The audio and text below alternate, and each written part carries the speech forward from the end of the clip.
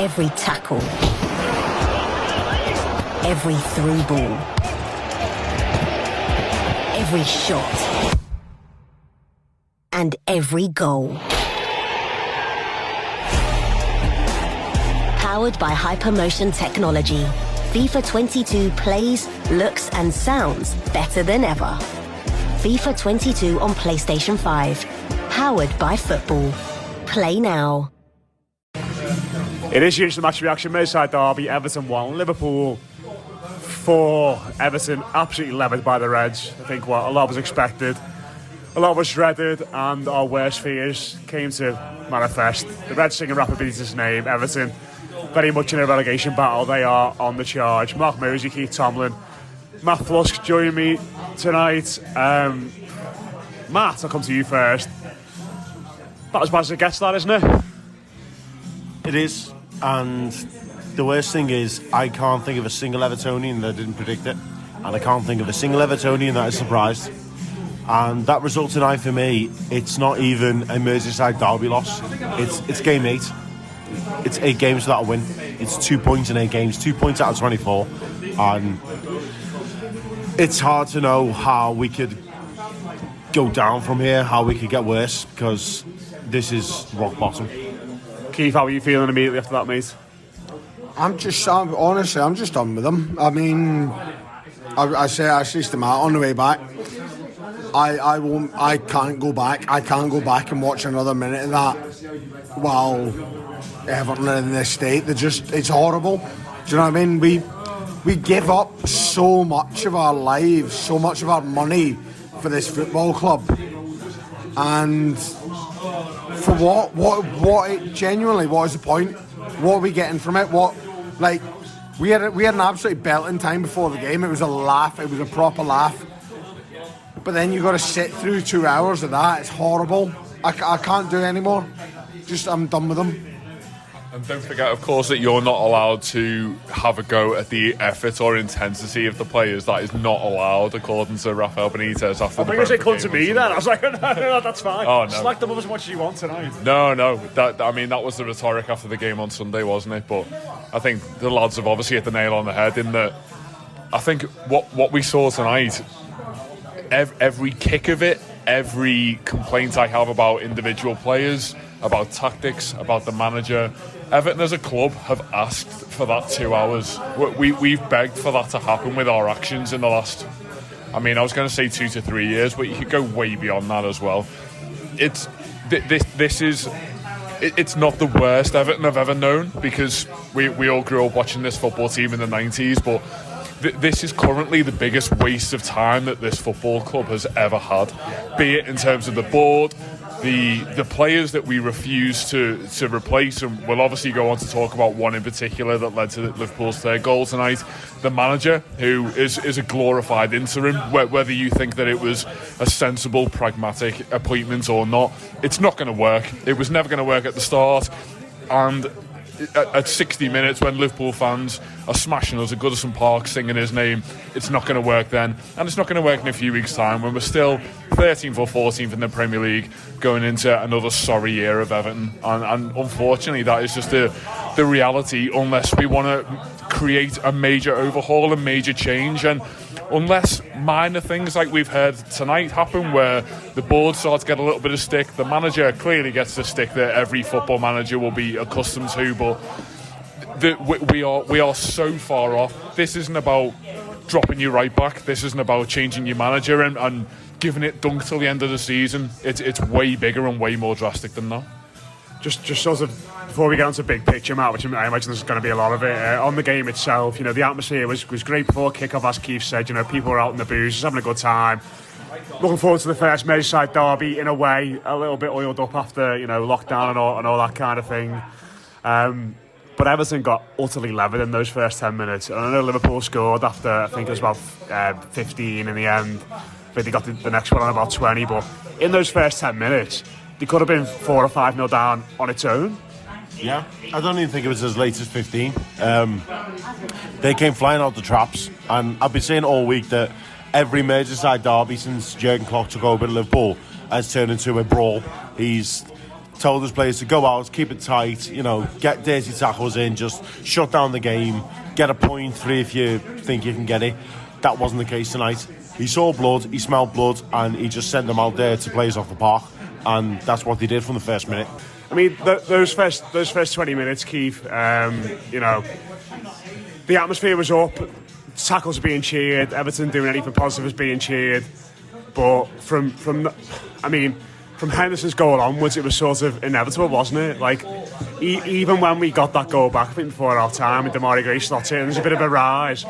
I don't really think anyone really thought that we were back in the game and we were capable of turning it around. Let's be honest, mate, right? During those 10 minutes, even when we were making tackles and the crowd were cheering, we were chasing fucking shadows. Yeah. Right? First thing I noticed tonight was they're first to every single second ball, right? Every single ball that came from a breakdown fell to a Liverpool player, and it's because they were hungrier and they wanted it more. And I mean, I don't even know where you start with that. That should be, in every derby, that should be 50-50. Even if you're making fouls because they've got to the ball first, but they didn't. They had time to get the ball down, bring the ball down and find a pass and pick us apart. And what is going on with an Everton team that don't want to win 50-50 challenges in a derby match? It was painful watching Alan in there tonight, wasn't it? Because he is so sluggish and so slow. And I'd like the core, he's obviously not quite on it yet. And everyone pre-match said we need 3 lads in there tonight against them, because they've got 3 midfielders, they've got a centre forward that drops in, and we just got obliterated and outnumbered and outpassed and outfought in that area of the pitch all night tonight.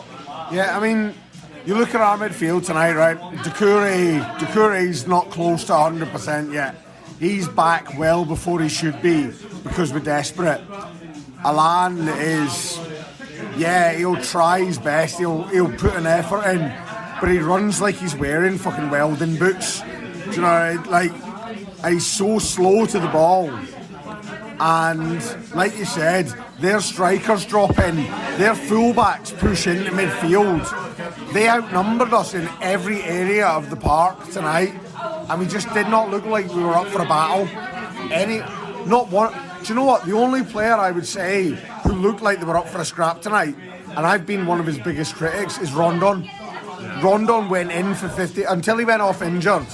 He threw himself into 50-50s. He at least chased down. He tried. He put a shift in. He wasn't great. He's not a great footballer, but he put a shift in. And like, sometimes in a derby match, that's the difference. But they had 11 shirts doing it. We had 1 or 2. You're not going to win that. The ironic thing about Rondon doing that is, I was probably the same as you, Keith, in that I could at least appreciate that the only thing that he had to offer was just the physical running. And I found myself watching him, and it took me back to when Calvert-Lewin first started in that position, and it was all very headless chicken, and it needed someone to just grab hold of him and say, stop. He's 32. No, that's it, yeah, but it needed someone to get hold of Calvert-Lewin at that point and really focus his game. And Rondon's probably...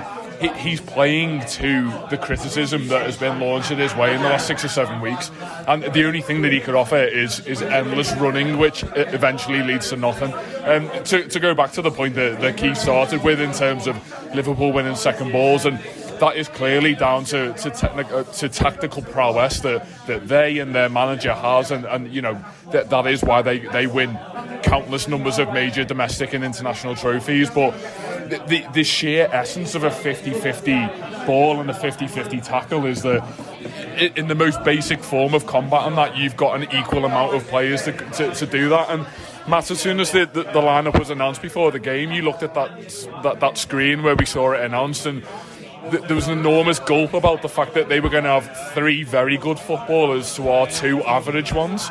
And I know I take a little bit off Abdoulaye Doucouré there, but as you mentioned, a half-arsed performance against Brentford is no comeback to coming into a Merseyside derby, and it just seemed really naive. And I think if you're going to do something like that against Liverpool, bear in mind that we saw Southampton try and do that against Liverpool a few weeks ago, and they got their arses handed to them. If you're going to do that, you've got to be right up there in terms of form, right up there in terms of confidence, and you've got to play towards it in the game as well. You've got to be pretty direct and hope that your three in behind your central striker can pick up on those second balls. There didn't seem to be the game plan that matched the personnel and matched the formation that we'd gone out there with, and quite honestly it was just lambs to the slaughter at that point. And I know that Keith mentioned that they're obviously very prolific when they get into the right areas, that they're not going to miss chances. Jordan Henderson, there's not many midfielders, there's not many holding midfielders in this league who, when the ball falls to them on their weak foot on the edge of the box, are aiming at just picking their spot in the net, and unfortunately he is. So much time though. He did. And Mo Salah, you could probably aim the same. Mo Salah's goal, yes, comes from incredibly clinical finishing, but it also comes from the fact that Everton, again, don't pick up a second ball in the middle of the park, and Jordan Henderson's given the freedom of Goodison to pick his pass. And if you allow world-class players, which to a man they pretty much all are, the time and space to pick their moves and pick their passes, they will punish you. And that's exactly what happened. And that was obviously the nature of the first two goals, and Damari Gray gets us back into it. And to be honest, the massive surprise with Damari Gray's goal for me was that it actually went in, because Alisson is absolutely not someone who gets beaten one-on-one. But the turning point in the game is clearly at the point where, on the 55-60 minute mark, the dice is about to be rolled by Everton, and it kind of is doing so in terms of winning the corner. In typical Everton fashion, we waste the corner and hit the first man, and then the ball falls on the halfway line to a fella who quite clearly shouldn't be there, and he shouldn't have been there for this season. He shouldn't have been there for the last 3 or 4 seasons. And everything about Seamus Coleman, he is, unfortunately, he's the personification and the epitome of everything that is wrong with this football club at the moment, because we all know it. The board's probably looking at it and know it. Really? It is, absolutely. And do you know what? It's like owning a racehorse that wins the national twice, and you refuse to put it out to pasture. And you endlessly run that thing into the ground until you hope one day that you might achieve the success that you've seen. And you bought that horse for pennies, and you're just constantly striving for it to be the glorified product that you made it years and years ago. The thing needs putting down. It's Let's be honest. When did Seamus Coleman win the national? Seamus Coleman came fourth in like the Betfred fucking challenge. Everton winning a national. I mean, I fully agree with Mo's right. This is on the board.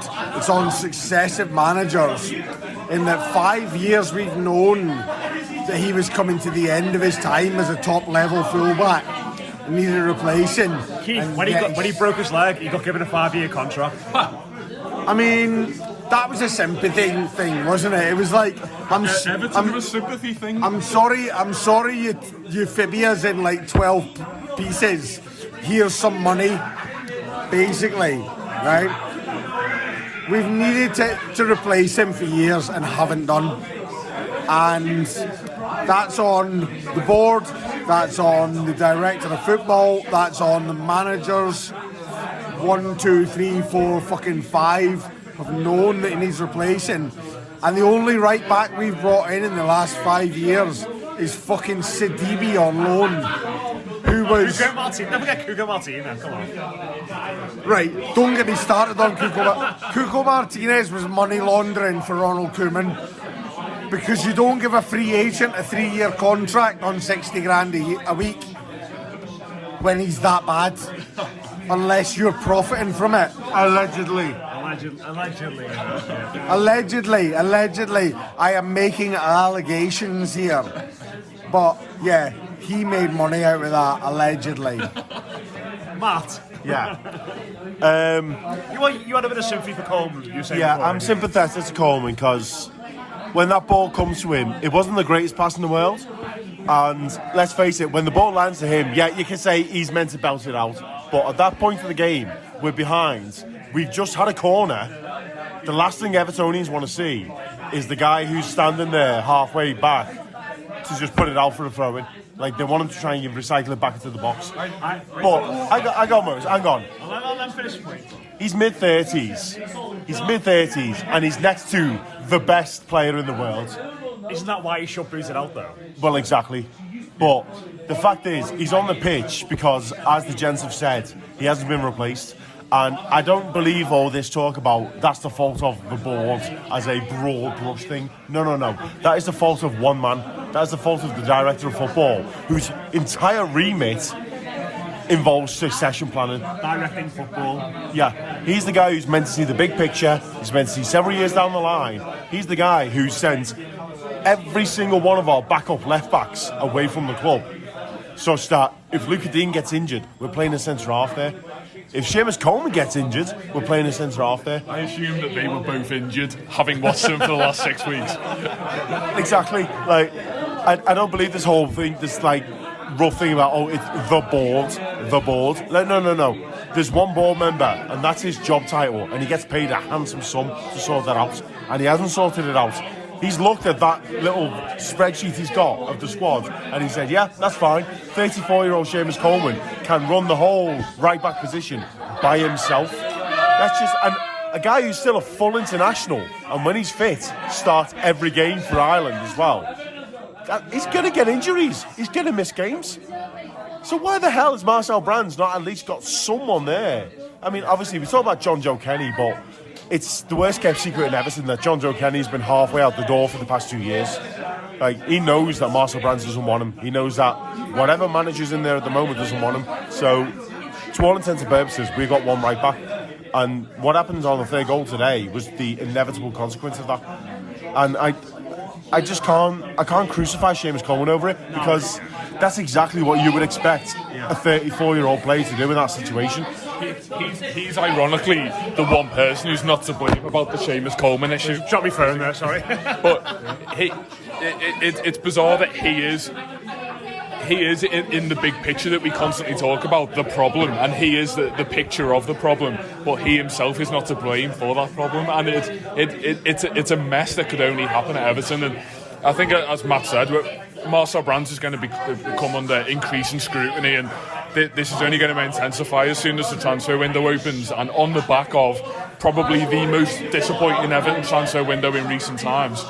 This one's probably the most anticipated, mainly because of what happened in the last window, which was nothing, but also the fact that this is bordering onto necessity as opposed to desire now. We absolutely need footballers. If you want to be in that way of thinking, we need to absolutely stay in this league. And the only point where it starts dissolving the blame that you put on Marcel Brands and him being the main culprit in terms of board members who are to blame for this is to what degree is he being handcuffed and held back by other board members, and that is it's the eternal question mark that hangs over the dynamic of everything about this football club.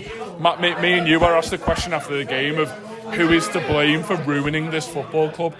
From Rafael Benitez upwards in every single position, I couldn't name you someone who is not to blame for this. And the only irony that all of us... That's not an exaggeration, is it? It is literally everybody. I honestly couldn't tell you, be it the manager, chief scout, director of football, owner, CEO, president, whatever he is, Bill Kenwright, I'm not overly sure, but every single person in there has to share this blame. And the problem is that there isn't this one defining character that we can all look at now and say, I want you to take control. I want your vision to be how this football club is taken forward. And the reason why we've all defended Marcel Brands to this point is that we all like the idea of Marcel Brands, the idea of having a director of football who is in charge of your personnel, he's in charge of your playing style, he's in charge even of the manager that comes in. We all love that European philosophy that Everton are ready to adopt, but we in classic Everton style have managed to not only ruin that, but the investment that Farhad Moshiri has put into it. And I haven't simply got enough fingers to point in anyone's direction of blame anymore. I'll stand up for Marcel Brands a wee bit here, in that, like, yeah, he's not been brilliant. He's not been like exemplary in what he's doing, but how much is he being allowed to do his job? Yeah. In that we all know he didn't want Benitez in the summer. Benitez was not his choice of manager, right? That was imposed on him. To a large degree, I don't believe, apart from Marco Silva, I don't believe any of the managers have been his choice, right? He's not done great. We have brought some sensible signings in across the board. We've not done brilliantly with signings, but we have brought some sensible, decent signings in across the board, which probably evens itself out against bad signings that we've made under his reign. And I think we're largely still hamstrung by years of incompetence before he came in, where Martinez and then Koeman and Walsh were allowed to spend money for fucking fun. This is his fourth season, though, Keith. He's been here. This is his fourth year in charge of Everton's directing of football. It is, right? How many of those players were signed on 5-year contracts before he came in? The problem is now, people talk about, I don't know why this is an acceptable thing at Everton, but we talk about Koeman players, Mashiri players, Walsh players, Brand players, Benitez players. Should be Everton players. Who the fuck is in charge of... there's absolutely no accountability, is there? That should be his job. That is what... I mean, every single player, unfortunately, whether it's cruel or not, if a player doesn't perform, the performance of every single Everton player that comes into this club in the last 4 years and going forward should fall on his head, because that is his job. That is his job to dictate.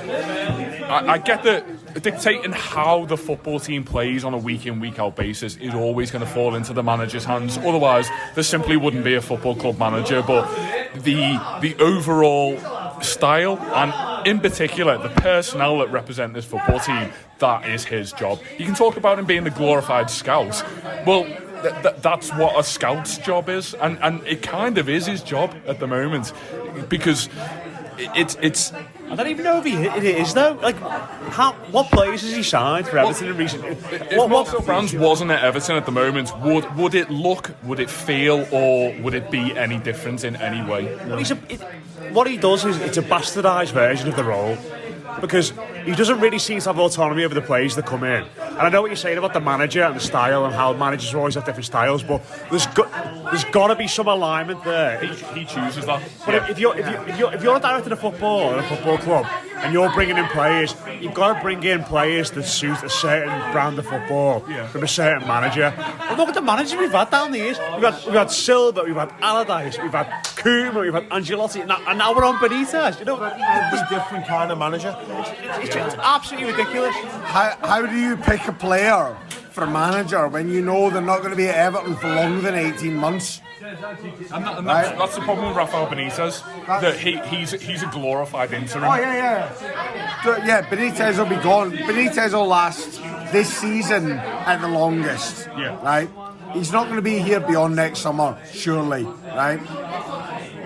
This is where I have sympathy for Brands, in that, like, it's not like a European club where you get given like a job remit to say, right, over the next 5 years, this is your head coach. You need to bring in players for this guy and make it work, right? Everton is sacking managers fucking hand over fist. Why is it that way round? Why does the director of football have to make it work for the head coach? Why aren't they hiring a head coach to match the director of football's ideas? Well, that's on Mashiri. Why has he brought in Benitez as? Why has he brought in 5 different managers of different styles? It's scattergun, it's all over the place. For me, the first point of blame lands at Mashiri, because since he's come in, he's overseen a disastrous reign of appointments. Not a single manager that's come in Mashiri's range has succeeded at Everton, right? The last successful season Everton had was the first season of Martinez, and that was the year before Mashiri came in. Maybe the first year of Koeman. No. Finish seventh in a bang average league with a good squad. With the best striker in the country. The best striker who then got off. Right? Nah. Every single manager that's come in under Mashiri has failed, right? For me, Mashiri is the biggest fucking problem with Everton Football Club. And it starts at the top, right? I'm not saying he's the only problem, because they are fucking, right, we are rotten to the core. Basically, if we were a ship, right, you could change the name, you could paint the outside, you can give us fancy sails.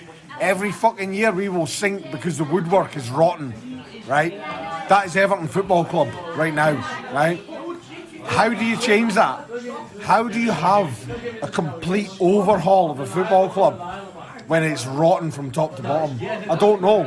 Like, genuinely, I don't know. I don't know what the answer is. It's got to come from Mashiri, hasn't it? At some Beyond. point. But will it come from him? I mean, we've tried throwing money at it. It doesn't work. We've tried foreign appointments. We've tried domestic appointments. None of them have worked. What do you fucking do at this point beyond a massive fucking tank of petrol and a box of matches? Just as a tangent, do you know who's come out of this very well? Stan Kroenke. Because for years, Mashiri and Usmanov wanted a say in how Arsenal was run, and he was like, no. And all the Arsenal fans were kicking off like, no, don't be ridiculous, let them in. And eventually he saw them off. And I go, actually. Yeah. Maybe we want to fancy a bit of that anymore. Arsenal have been a basket case for a couple of years now, but could you imagine if Mashiri's got his hands on them? Jesus. Fuck me, it's bad when we're fucking when we're looking at Arsenal with fucking jealous eyes. This is a terrible state of affairs. I honestly, right, at this point, I don't even know what you do. Give it cookie till the end of the season. Right? I genuinely think at this stage, right, we've got, 6 weeks until the transfer window? Less. 4 weeks. Four weeks to the transfer window. In that period, we've got, 6 games, right? Against decent teams and good teams in this league, right? We got Newcastle. To turn Everton's season around, if you're going to get anything successful out of this season, you sack him tonight, he's got to go. Yeah. Because he is not going to get anything out of this club, right? It's never going to work. It's not going to work. The fans didn't want him, but accepted him to a large degree, and it hasn't worked. If you don't think a Rafa Benitez managed Everton is losing to Newcastle United on live broadcast television, you are not paying attention. The first win of the season. You are not paying attention. Yeah. Let's be honest, right? It's fucking insipid. So you've got 4 weeks at this point, right? Sack him tonight. I hate to do the whole cringy or give it such and such, but Say it. Give it done, club. for the sake of a couple of weeks, put Ferguson in charge. I didn't right? do it. Look what happened after. Who did we sack last time when Marco Silva? It was Silva, wasn't it? It was Silva. It was not 2 years ago. It was Silva. Fucking hell. It wasn't even 2 years ago. That was after the Derby Leveling as well. Genuinely, right? Literally less than 2 years ago. Give him 4 weeks, right? Get through these games.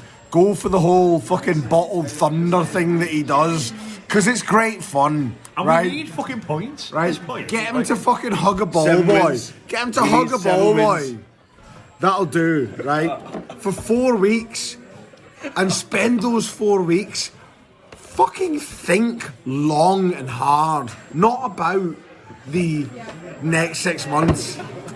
I'm very sorry here, right? The table next to us in the pub are fucking howling at this, right?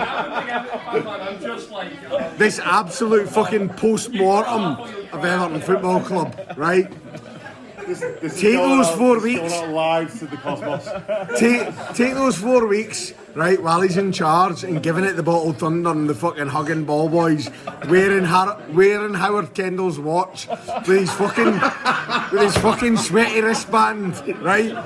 Tell him to send videos to as many fucking haphazard school kids as possible, right?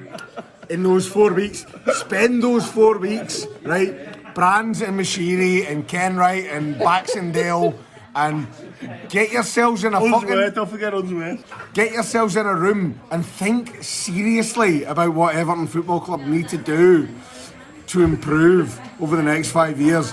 Because I can't keep fucking doing this. Honestly, I'm going to die of a heart attack before I'm 40 years old watching this fucking club.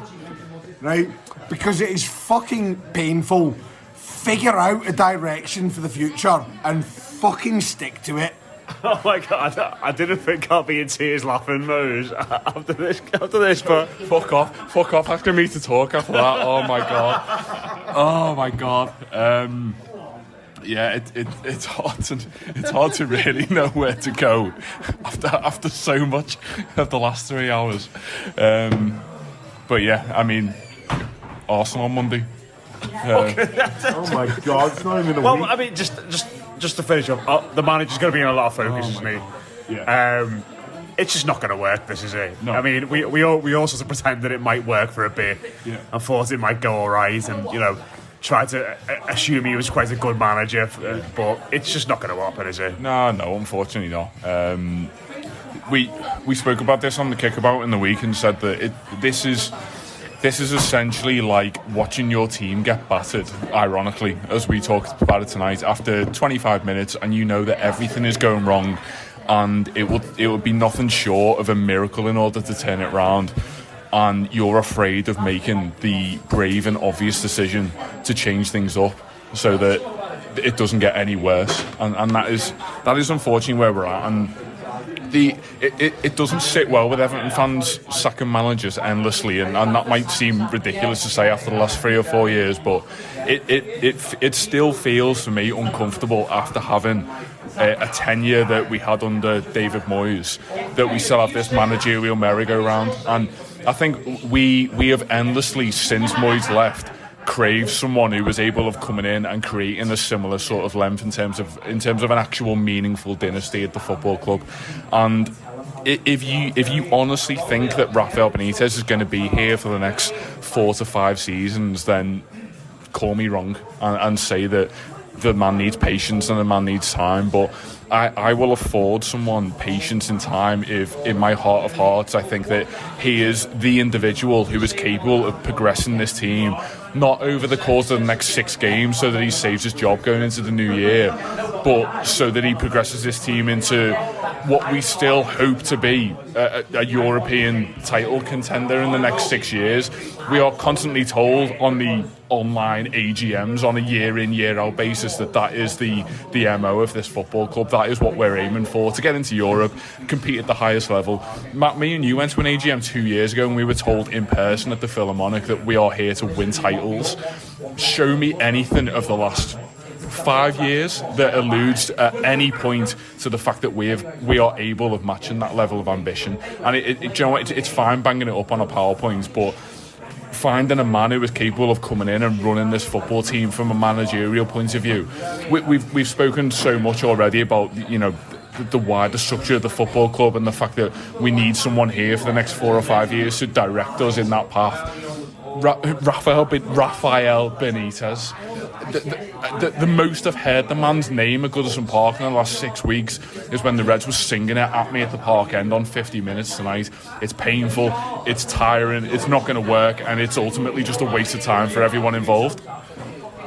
Yep, completely agree. I made a joke when he was appointed that there would be, ups and downs, couple of good results, many bad results, until he was summarily dismissed by mutual consent in November. We're now in December and he's still here, which is worrying for me. But and that's the biggest problem of it for me, is that Rafa Benitez as Everton manager has been a running joke since the minute he was appointed, and that's not even because he managed Liverpool. It's because every job he's had since then has been a joke. Like, he took over Real Madrid, didn't do much. He took over an all-conquering Inter Milan side and ran them into the ground within 6 months. He took over at Newcastle, did all right on the very, very shallow curve that is Newcastle United pre-takeover. He kept them up. But then Steve Bruce took over from him and did a better job. but we're still hated because, obviously Newcastle fans all drink terps, so can't take their opinion. But from the moment he took over as our manager, we have been a laughingstock for the whole league. The whole league. And tonight is just the pinnacle of that. Like Mo said, their end, as everyone predicted, the moment he took over in the summer, before a ball was kicked in the season, their end singing his name as they're absolutely playing us off the park. Like, that was always going to be the case. And I've never been one for calling for a manager's head early, but I just figured after Sunday, after 7 games, 2 points, it was, that was the moment to do it. To let him take charge of this match tonight with the inevitable results. I mean, if he'd been sacked and Duncan Ferguson was in charge and we got beat 4-1, everyone would have gone, fair enough, club's a mess, whatever. But with him still in charge, it makes it 8 games without a win, 2 points in 8 games, which any manager in the Premier League, and to be honest, any manager in the top 3 leagues in this country would be sacked for. It's just the fact that he's still in position is just an embarrassment to the club. And what compounds the embarrassment is that if you look through the sports media, going from Sunday night to now, and probably for the next week, the articles aren't going to be, it's time for Rafa Benitez to go. All the articles say, Rafa Benitez is under a bit of pressure. They can't even conceive. It's not his fault. They can't even conceive of the idea that Everton fans might actually revolt and say, hang on a minute, this is very embarrassing to us. They think our expectations are so low that we will tolerate this. And they're probably right. At this point, after these many years of very haphazard and destructive stewardship by the owner, they're probably right. Our expectations are low. I've seen a lot of people at the start of the season, again before a ball was kicked, saying, "Oh yeah, I'll take 15th, 16th. I just take staying up." Obviously, I'm not saying we should challenge for top 4, but Jesus wept. If you're thinking I would take 16th, 15th, you're thinking 5 teams in the Premier League below you. Think of all the teams who will finish above you. Your Southampton and Watford and even Leicester these days and Leeds and Burnley. I mean, which of these teams are you, before a ball is kicked, are you accepting is going to finish above you after 38 games? It's just, it's very, very depressing. It really is, and we deserve better. I'm going to throw to Keith now, but I'm going to encourage him not to bring up his binary scale at this point. There will be no mention of the scale tonight because, the scale has ended. But I wouldn't even say our expectations are low. I would say our expectations are basic, right? We, Everton supporters, do apologise, it's just got really, really noisy in the pub, right? Everton supporters have a basic expectation, right, of effort and fight and commitment, right? And we are not seeing any of that from Everton Football Club right now, across the board. We're not seeing it from the players, we're not seeing it from the manager, we're not seeing it from the ones higher up. All we expect, we accept, no one expects Everton to be a top club in the country. No one expects Everton to be challenging for titles, etc. All we want is an Everton team that goes on the pitch and fucking scraps for every single ball, right? Now, love him or loathe him, and I agree, I wouldn't have had him back because I think his style is probably passed on now, even though he's doing all right this season with West Ham, right? Love him or loathe him, David Moyes never put an Everton team on the pitch that didn't fight for every fucking pass, every fucking tackle, and every fucking pass, right? He never put a team on the pitch that didn't fight and didn't want to win, right? Since he's left, under Martinez, under Koeman, under Silva, under Allardyce, under Benitez, we have seen Everton teams that have gone out and have not put in one iota of the effort that a Moyes team, a much less talented Moyes team, put in. And that is why we are where we are now, right?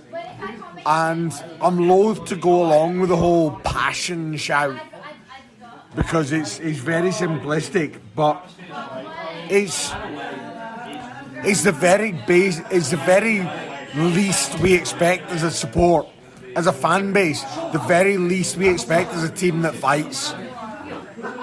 And if you want Goodison to get behind your team, you've got to send them out there to fight for every ball. And they don't do that. And that is why Goodison doesn't get behind them. And can you blame us as a support for not getting behind a team that won't put in this effort? Mate, we've been battered, haven't we, for Right. years now? Let's be honest, right? I said this with Mose and Rob on Kickabout the other week, right? Under Moyes, we had players who were never on the highest of wages. They never had the biggest contracts, right? But they wanted the biggest contract, so they fucking scrapped for the chance to be picked up on a bigger contract, right? Everton Football Club now hand out 5-year, 80, 100 grand a year, whatever, contracts, right? Like fucking toys in a box of cereal, right? Why would you expect a player to throw 100% on the line when he knows he's going to walk home with £5 million a year for doing fuck all? Why are you expecting that from him? Right? They're not even looking for it, right? With the odd exception, what I will say, right? I'll say the odd exception, Richarlison, right? Richarlison's looking for a bigger club, and fair fucks to him, because he deserves it, because he puts in no less than 100% every week, right? And he'll get a big payday from a bigger club, fair enough. But the rest of them, your likes of Iwobi and Delph, who's come at the end of his career, Michael Keane, fucking Townsend, Coleman. Right, fair play to Coleman. Coleman puts an effort in, but he's like coming to the end of his career. Alan's another one, isn't he, as well? Alan is 29 years old and he's fucking moving towards retirement. He's had his big payday, so he's given up, right? How do you get a team like that to push to be better? You don't. You fucking don't, right? Brentford last week were 1-0 down and he played Rondon for 90 minutes and never brought on one of the young lads off the bench who would have come on, right? They might not be as talented as Rondon. I mean, that's being very fucking generous to Rondon, right? They might not be as talented, but I guarantee they would have come on and they would have chased every fucking ball down. At least. Matt's having a bad time here. He's having a bit of a meltdown here, I think. Right, yeah. I think we're going to have to wrap this up so we can give Matt a big...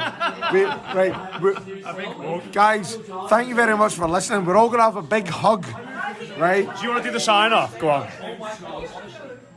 I feel like Keith. Right, You have to tell them what the silence was for. that's a lot of pressure, right? Thank you very much for listening to this week's post-match. We'll be back with you during the week with some more subscription podcasts. Kickabout will be coming up. We'll have the mailbag at the weekend. Guys, hang in there. It has to get better. I promise it has to get better. I'm Keith Tomlin. I've been joined this week by Matthew Jones, Matthew Flusk and Mark Mosey. Thank you very much for listening to the post-match reaction to Everton's latest disaster. I love you all. Take solace in your loved ones and please pray that it gets better. Up the Toffees. God bless you all.